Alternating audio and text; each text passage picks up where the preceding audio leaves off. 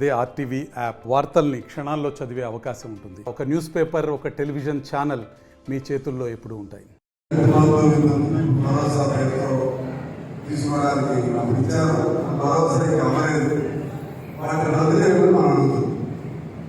అలాగే రైతు ఎంతమంది ఎంత ఇవ్వాలి, మా రైతు సంఘం ఒక ఆలోచన వచ్చింది.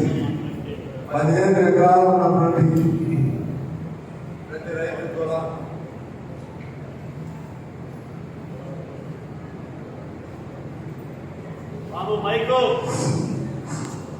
ప్రతి రైతు కూడా ఈ రైతు భరోసా ఇవ్వాలి.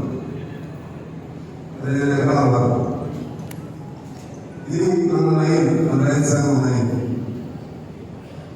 అలాగే ఆ పైన ఉన్న వాళ్ళకి ఇవ్వాల్సిన అవసరం లేదు. కౌలు రైతులకు సంబంధించి ఎలా అడ్జస్ట్ చేస్తారు అని ఆలోచన జరుగుతూ ఉన్నాయి. చాలా జాగ్రత్తగా ఆలోచన చేసి కౌలు రైతులు కూడా న్యాయం చేయాలి. అదే సమయంలో భూమి ఇచ్చిన భూమి కలిగిన భూస్వాములు అంటే యజమానులు కూడా న్యాయం జరగాలి. ఈ రెండు రైతుల తేడా దాన్ని ఎలా చేయాలనేది ఆలోచన చేయాలి. అదేవిధంగా రుణమాఫీ 2 లక్షల రూపాయలు రుణమాఫీ అన్నారు కుటుంబాన్ని. అంతకుముందు 1 లక్ష రూపాయలు, ఇప్పుడు 2 లక్షల రూపాయలు. నేను డిగ్రీకే ఎందుకు చెప్తున్నానంటే ఈ మధ్య ఇది ఒకవైపు చర్చ జరుగుతూ ఉంటాయి. అంటే ఎన్నికల ముందు ఓట్ల కోసం, రైతుల ఓట్ల కోసం, రైతాంగ సంపద కోసం వాగ్దానాలు చేసి ఈ వాగ్దానాలు అమలు చేయకుండా తప్పించుకునే పరిస్థితి లేదు. అంటే ఒకప్పుడు రైతు చేయముందే నినాదాలు ఇచ్చేవాళ్ళు పెట్టే రోజని, కానీ రైతులు పట్టించుకునే పరిస్థితి లేదు కాదు.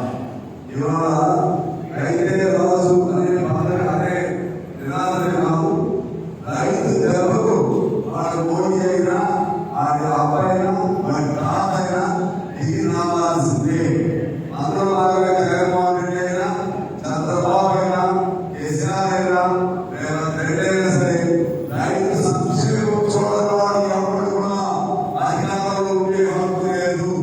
రైతుకు ఇచ్చే డబ్బులు ఎవరంటే ఎవరి అవసరం ఇవ్వట్లేదు, మన సొమ్మే మనకి ఇస్తున్నారు. ఇంకా మన సొమ్ముగా దోపిడీ చేస్తూ కొన్ని రాయలు వచ్చినాక ఇస్తున్నారు. ఇది జరుగుతా ఉంది. మన మేధావులు చెప్తున్నారు ఇవేంటి 3% రాయలాగా పంచుకుంటున్నారు అని కొంతమంది మేధావులు చెప్తున్నారు. ఎవరికి వస్తున్నారు ఇది నేను ప్రశ్నిస్తున్నాను. ఎవరు సొమ్ము ఎవరికి ఇస్తున్నారు నేను ప్రశ్నిస్తున్నాను. రైతు ఏంటి, రైతు భూమి ఏంటి, ఈ ప్రపంచం ఉంటుందా అని అడుగుతున్నాను. రైతు కష్టం ఏంటి, ఈ ప్రపంచం ఉంటుందా అని అడుగుతా ఉన్నాను. రైతుకు తోడుగా రైతు కూలీలు కష్టం చేస్తే ఈ ప్రపంచం ఉంటుందా అని అడుగుతున్నాను. మన సైనిక అమ్మకాల్సిందే, దేశ ప్రధాన అమ్మకాల్సిందే, దేశ రాష్ట్ర పదవిన అమ్మకాల్సిందే. ప్రపంచంలో ఏ దేశం పరిపాలించి ఎవరైనా సరే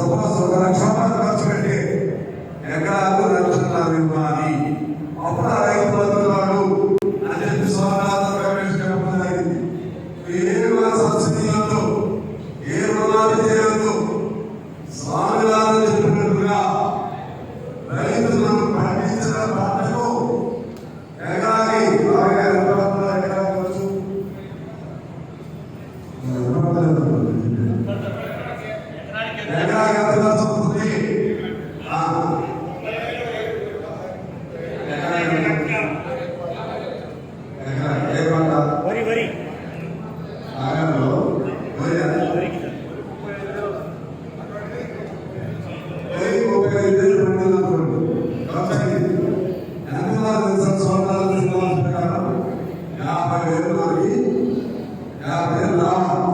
అంటే పండించిన పంట రావాలి అంటే 50.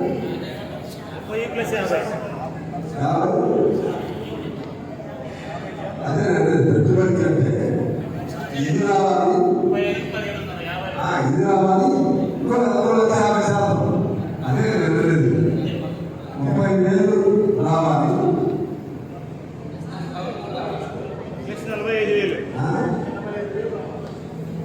45,000 పంపించారు.